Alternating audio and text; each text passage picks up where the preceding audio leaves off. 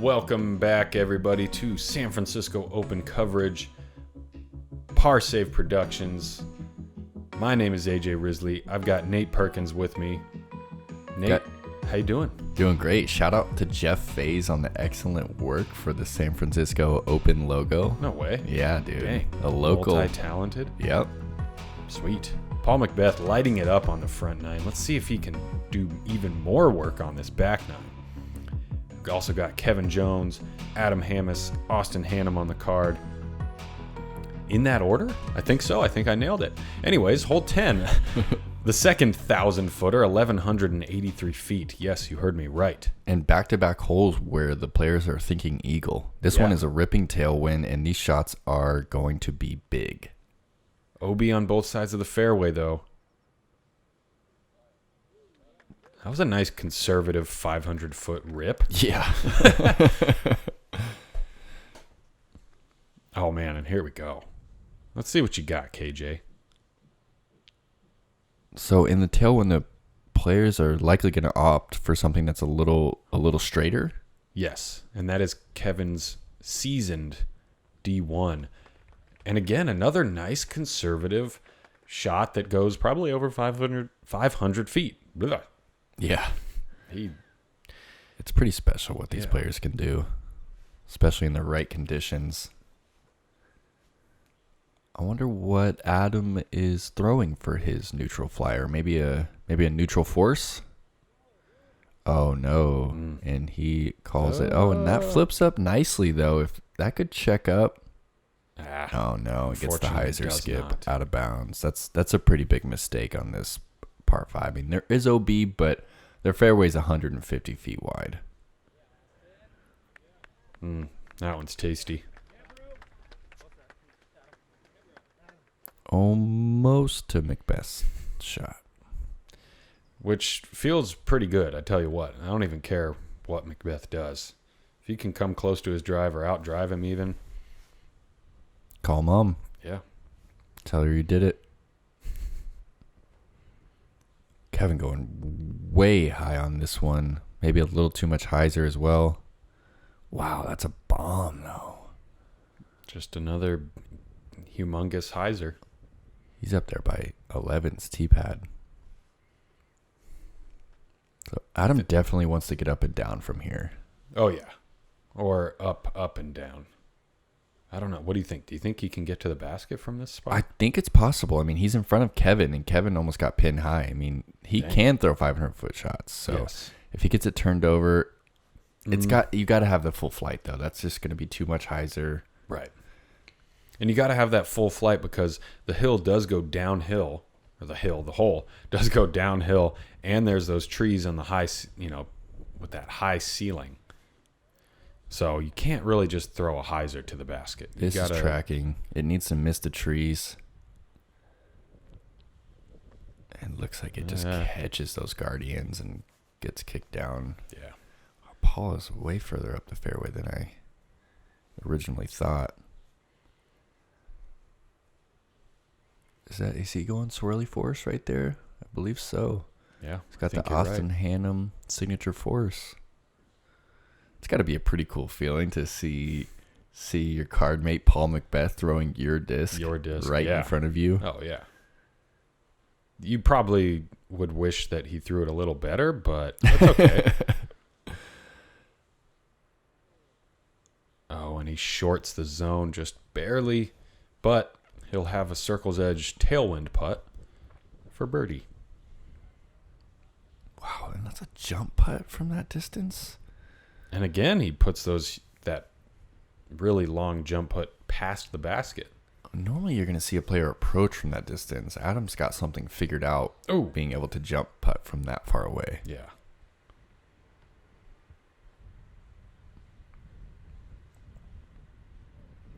Wow, giving this one plenty of speed. The wind kind of got under that a little bit. Yeah, and those putts are going to be back into a straight headwind. For birdie, 32 feet. No. Ooh. Oh, man, and that just carried to the same spot. Oh, good finds save. the right pocket right there for a par. Yes. Wow, after that first drive, I After would that, have put everything on Paul, either eagling or birdieing at worst. Yeah. Especially after the start that he had. So that's, kind of a bummer. Kevin with that nice stagger spin putt. That's the hard to birdie. question it when he's putting them in like that. Right. Yeah, and when he's able to commit with some confidence on that putt, too. You never want to question something like that. Hammis to save par. There we go. Really, that release is just so flat. His putt doesn't even look like it's being affected by the wind. Not at all. And Austin looking for a birdie. No problem. And yeah, you were right. James Conrad. Just I don't even know what to call him, but except double eagle boy. Yeah, Eagles, back-to-back Eagles on 9 and 10. Well done, sir. That's amazing. James is the man. And Kevin trying to catch up to Paul there. Gains a stroke on him on the 7th easiest hole of the day. And here we go.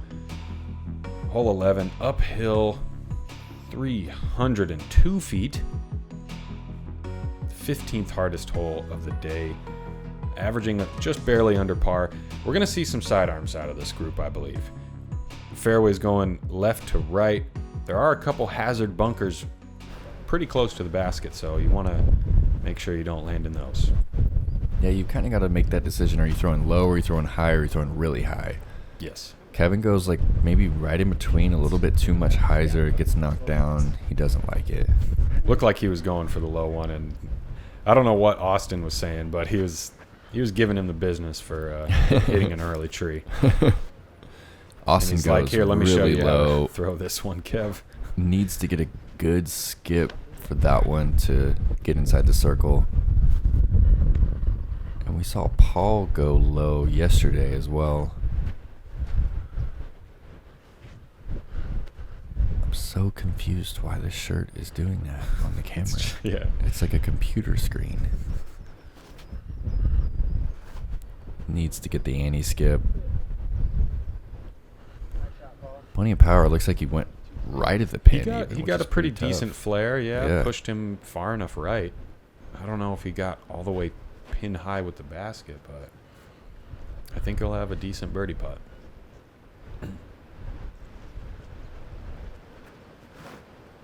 Oh no. Hammis trying to go low forehand, catches a couple branches.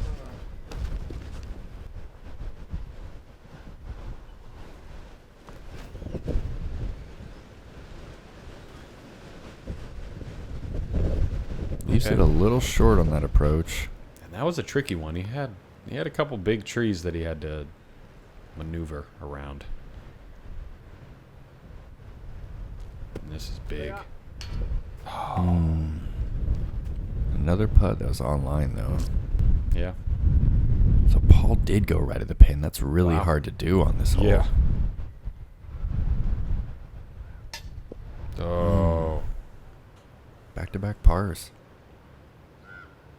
No, Ouch. he doesn't. He bogeyed it? That hurts.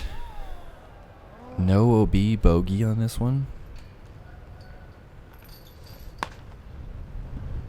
No, Tough he's hole. not stoked about that. Tough hole Kevin's for this got card. such a clean forehand. Oh, yeah. Well, all four of them have such clean forehands, and yeah, that's... And we played the whole one over. Right.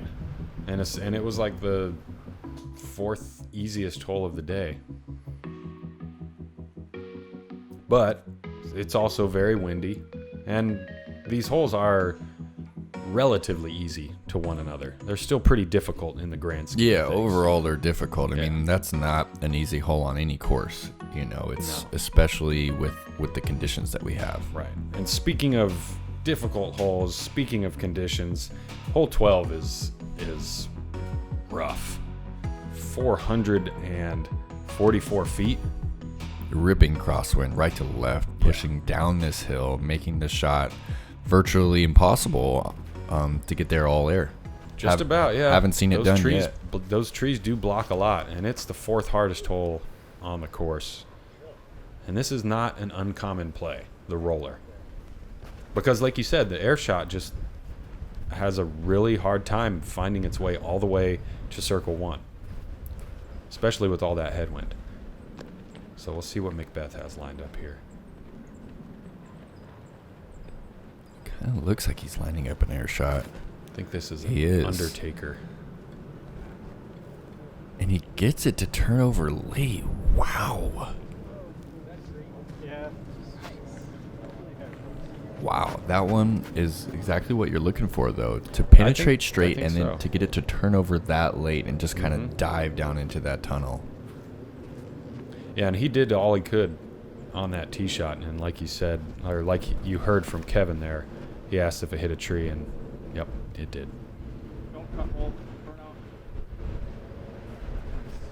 It's a pretty good air shot from Adam. Yeah. I mean, he's well short of the circle, but...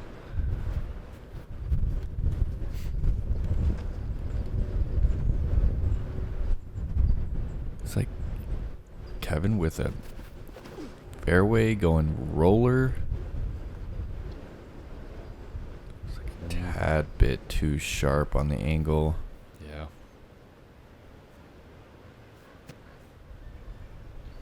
I mean, might as well run that one, right? Yeah, it's got a nice little backstop. I mean, and if you have 100-foot jump putts, you might as well try to utilize them. Oh, that was a strong birdie look for McBeth. No. Oh. Austin has struggled just a little bit in this second round. Oh. Ooh, thank you, basket. How does he get those to fall in? Is it just the speed at which he's putting? If I hit that far left, it's continuing left. Right. He has been putting a lot of hyzer on his putts. So it's hitting left side chains on hyzer. That's why it's kind of pushing it down. It's just like falling straight down into the cage. It's just why not? So left. I mean, he missed it, and it's in the bottom of the bucket. Yeah. That one hurts right there. Mm-hmm. Yeah, but, you know, live by the sword, die by the sword. Look how left. Oh, yeah. As far left as you can go, and I think he knew it on that one. Tough hole. Back-to-back tough holes for this card. Back-to-back one-overs for the card. But let's keep going straight into the headwind with hole 13, 347 feet. Not really much OB on this one. OB way left if you can find that green of hole 15. But the tricky part about this is most of the time you're either going to get it far enough or you're going to get it in line with the basket. And it's really tough to get both. That's it's right. Really hard to park this hole. Because of that hillside, because of that tree, and because of the thick grass up on that hill. So even if you hit it on good hyzer angle, it's still not going to skip down toward the pin. So Paul choosing to go wide and really just kind of gambling on that skip. Wow. Put enough power and spin.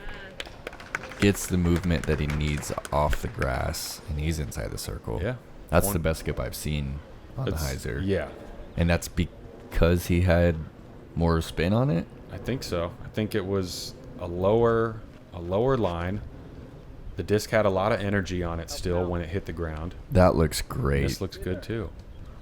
Nice high flat punch. Yeah. I mean, it says 347, but like we said in round one, it might be the longest 347 any of us have ever played uphill into the headwind. And it's forcing you to throw a big hyzer too. Yeah, Kevin taking Adam's high, wide route. Settle. Ooh. Oh. Gets the hyzer skip in front of that tree, and he's going to have... I don't even know if he'll have a putt right there with that big tree. That tree might be in the way, yeah. Austin going taking with the force. Great looking line. Nice. Wow, the three of the best drives I've seen on this hole, dude. Those are amazing. Yeah, Kevin was impressed by those two shots for sure. Okay, so he's got a little bit of a look at this one. Oh, yes. my gosh. Make it count. That is so sick. Great and we're going to putt. go star frame. If Paul can connect, we're gonna go star frame. Yes. On his tricky par 3.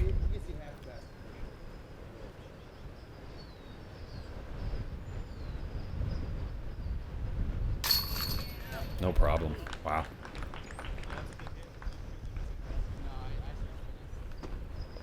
So they play hole 11 and 12, 1 over. Really rough. Yeah, and they play 13.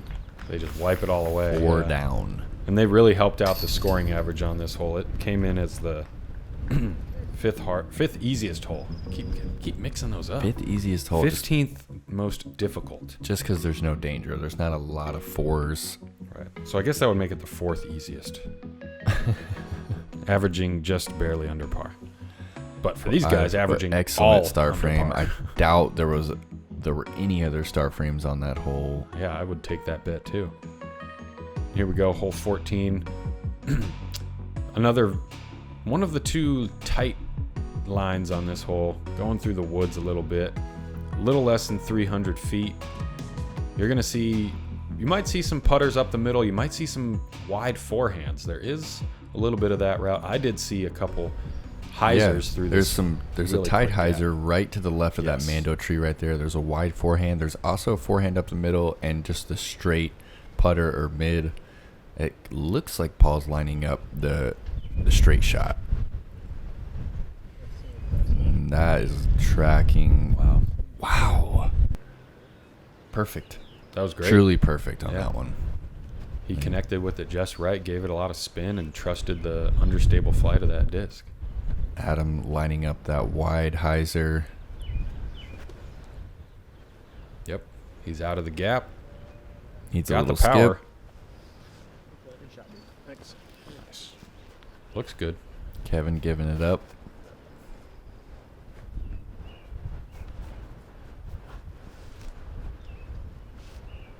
Kevin also lining up that wide hyzer.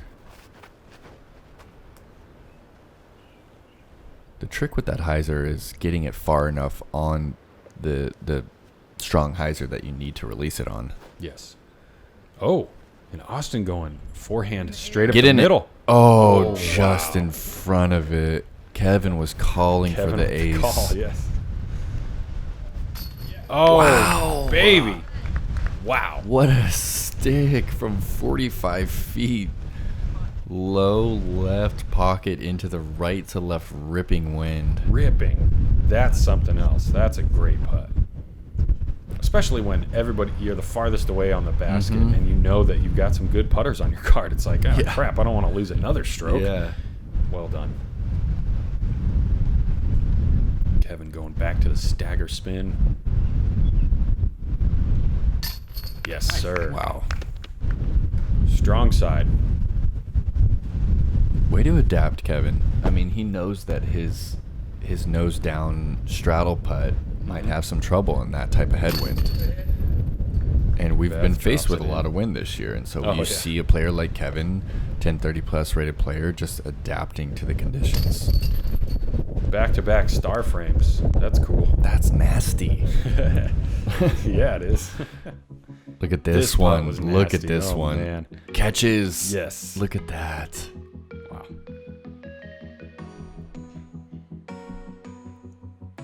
Man. And again, these guys helping out the scoring average. That hole barely averaged under par. Wow. I feel like they might have tipped the scales, though. Pushed it over the edge. So we're flipping things back around. Hole 15, 463 feet. Straight tailwind on this one.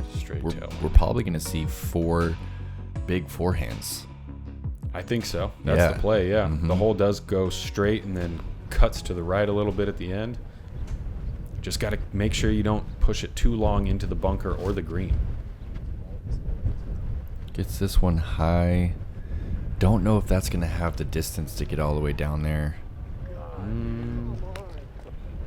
Oh, and I think he might have caught something at the very end.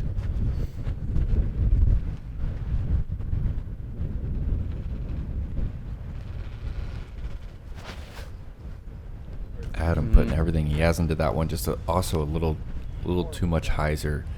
The shot you're looking for is definitely flat, maybe even baby anhyzer if you don't have that distance, but you need that tailwind to get under it and push it forward before it starts hyzering. Yeah, this hole does have a little bit of sneaky distance on it. I mean, it says 460, but you look at it and you're like, I think I could get a mid there. And not really. That'd be a special shot. See, this is the line you're looking for. And it just kept pushing a little too straight even. But Austin's got all the distance on that forehand. Yeah, he's pin high. And if he runs that, I mean, he's both a madman and the most confident putter I've ever seen. Because that's what you want to do. Yeah, I mean, even Kevin from that distance, and potentially Paul from this distance, or is he attacking this one? Tailwind He's lining putt? this one up, AJ. Oh, the tailwind got him. He was right on line, too. Just pushed it down. And this is a tricky putt. These putts tend to lift. No. Goodness. What can you do? What else can you do but hit it on the pole like that? I mean, he putted it really strong, which is what you want on a putt like that. You don't want to undercommit. But if you really want to know, I mean, just aim a little bit to the right of the pole. There's more chains over there, and he'll be just fine. This putt also is not easy. Yeah, it's tricky. I mean, because you're just going like almost straight up at the basket, and there's nose a lot up. of wind. It's really unfortunate to see him come back out like that, though. You know, I know he hit it hard, but you never want to see it just come directly back out. No. And again, we play another hole 1 over par for this chase card. And that was, but makes sense. I mean, it was the 5th hardest hole of the day. And here we go, hole 16, the island hole. Strong crosswind coming off the right side. 285 feet. And this island is not, I don't know, it looks big like left to right, but distance-wise, that's where things get a little bit hairy. Yeah, for sure. It's definitely easy to carry this one. It's hard to gauge the distance when you have this much wind at your back. And McBeth going with a sidearm, hoping that the wind is going to push it down right there. And he just gets over the wall, inbounds, tailwind putt for birdie. Smart play. It kind of looked like he threw a fairway right there. It looked like a little too far of a hole for the zone forehand. Yeah, I think you're right. I think that was his Z Predator. That has to miss that tree. Oh no. That's a tough one to miss if you start heading towards it. It's a big one.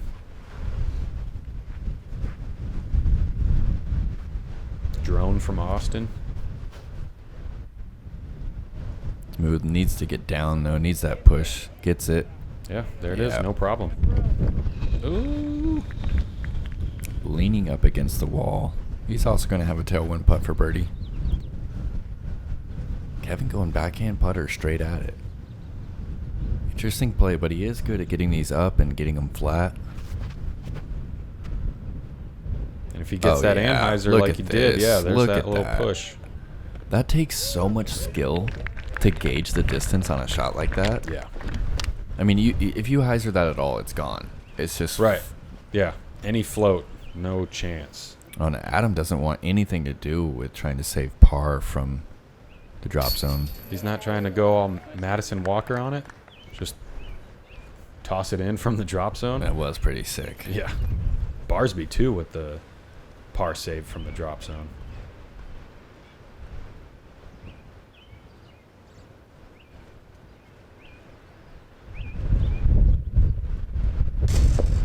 Oh, no. Tailwind drops that one down again. Front cage. Yeah, it's back-to-back front cages. Not what you want.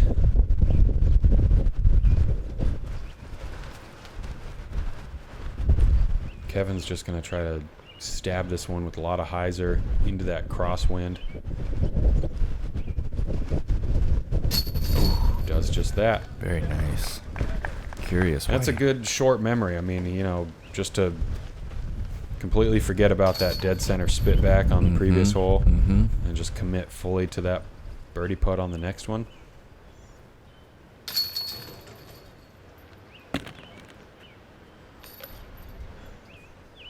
Yeah, it's got a sting to make the island and then par. You know, you kind of think in your mind that, well, you make the island, it's a birdie. You know, the basket's right there. But with the amount of wind that we have, there's no gimmies out there. Not even close. Great birdies by Kevin and Austin. Let's go over to hole 17, back straight into the headwind. Par 4, almost 600 feet, so close. Just move the tee pad back a foot. Or move the basket back a foot. 1 foot? Yeah, 599. Par 4, a lot of uphill, a lot of headwind. There's some trouble on the right. No OB, but just some junk. So for me, in my mind, I'm trying to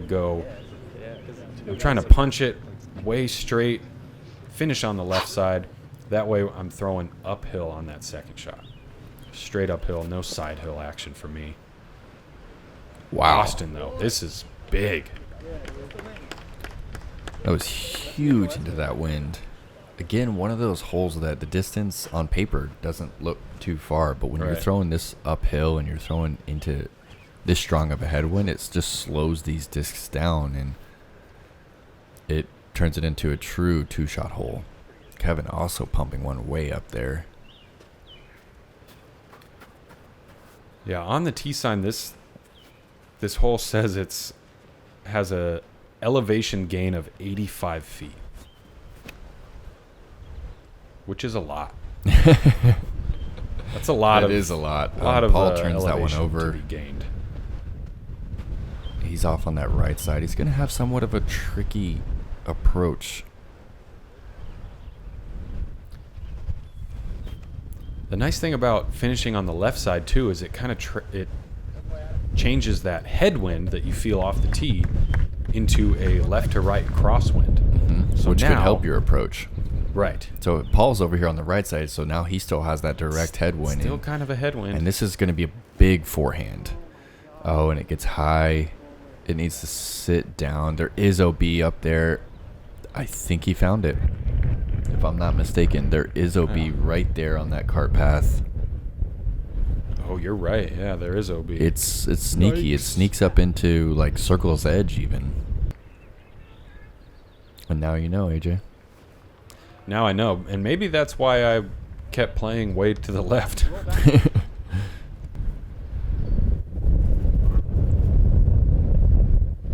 Looks like Kevin going with that same putter that he just parked the island with. Gonna get this one up to the left and pretty flat and let it drift over toward the pin. Yeah, gets past the big trees. Circle 1 for birdie. Long look for Austin. Whoa. Oh, that had the right shape too. So, whoa, look at this putt. He's close. He looks like he's standing out of bounds. Kicks the mini. Nothing about that looked right. Definitely not what he was hoping for on the tee.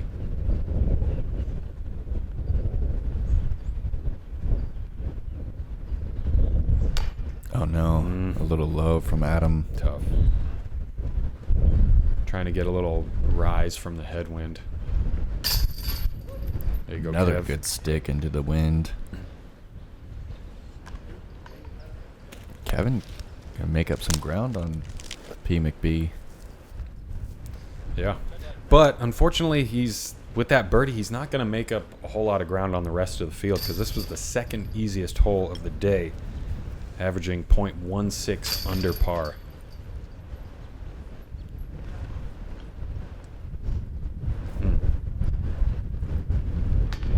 Tough pars from the other 3 there. Or bogey. Could be bogey from McBeth. Yeah, I mean, it couldn't. Ooh, so he was out of bounds. Dang, you were right, yeah. I was a little confused on that. Right. Yeah, I mean, he put it way right. And there you go. Yeah, Kev's back within 1 for the day, and looks like for the tournament as well. Hole 18. Big finish here. Again, right into the headwind. Long par 4 uphill. We've got that, I don't know, belly button from hell on the left side there. That little OB crater. I mean, it's right in the middle, so, you know, yeah, whatever. The Sarlacc pit of despair. Yeah, nice. Yes. And all our players are trying to do is Look just at get that. it Sit. right down Don't the middle. cut roll. Yeah. Nice. And for half the field, I'd say that with this amount of wind, the birdie is out of the question. Yeah. For these caliber players right here that we're watching, they are still thinking 450 plus off the tee and trying to put themselves in a position to attack this green. Mm-hmm. And that's what these two guys have done.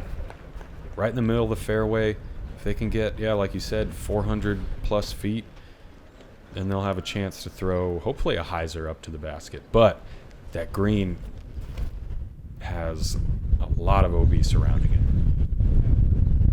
That's a rip that needs to sit down. Oh, no, it doesn't.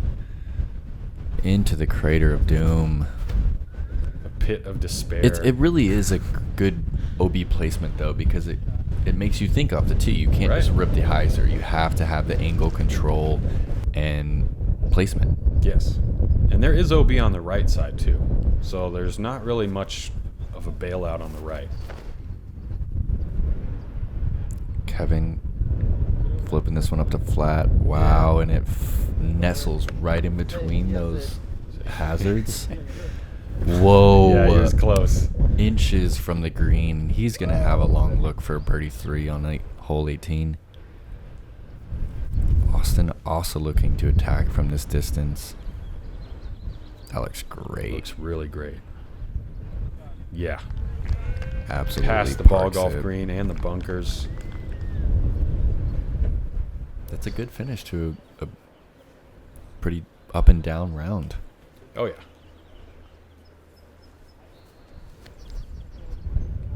Oh, Paul hates it out of his hand. Hates Way too much hyzer. Wow, what a mistake. Finds the OB left. Dang.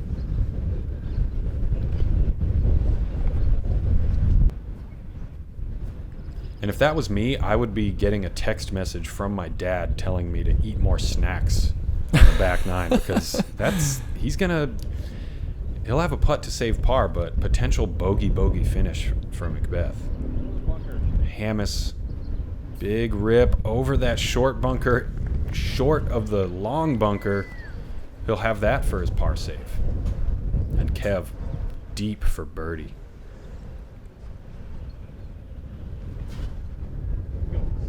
Oh, just a little short. Yeah. Pretty fortunate for this shot to kind of just nestle in between like that. Oh, yeah. I mean, that's a landing strip of like 20 feet in between an OB green and a hazard sand bunker. Wow. Sticks another straddle jumper.